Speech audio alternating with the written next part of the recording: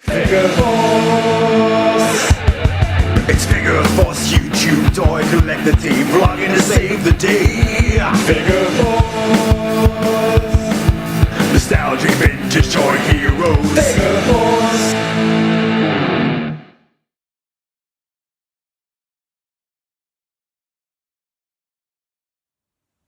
Hi and welcome to FOURce. I'm Rudy from Rudy Zissou Science Fantasy Experience, and this is the £5 action figure challenge. The rules are pretty simple. You can't spend more than £5, it's got to be vintage, so pre-1995, and it's got to be an action figure that's not already in your collection. So, what did I pick up? I picked up the 1991 Hasbro James Bond Jr. Odd Job. And when I unpackaged this, I was so pleased with it. I can't believe how good this action figure is. So, let me take you back to 1992, I believe. It's the 6 weeks holidays of school.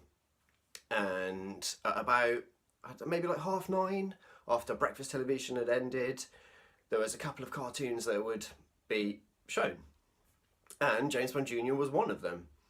And I guess by 92 I'd stopped playing with toys and I wasn't really in the realms of collecting. I was still kind of doing bits of Warhammer, and I got into like role-playing, Cyberpunk, Shadowrun, stuff like that. So toys were not really on the, the agenda, but watching cartoons was. I've never really stopped watching cartoons through my whole life. And James Bond Jr. comes on. And I loved that show as a kid, but I always thought the goodies, the heroes, were kind of a bit lame. It was all about the villains, because they were so overly exaggerated compared to the James Bond movies. And here we have Oddjob. So he is now decked out in some of the box freshest white high tops. He's got a full-on fluorescent tracksuit. He's got the fingerless gloves. He has got the bling gold chain with his initials on there. He's got some mirrored shades and a proper New Jack swing razor cut flat top going on. This is possibly like the most hip-hop action figure I own. He looks like something straight out of Run DMC. So yeah, it's a super cool action figure. It's it's super posable with what's we got.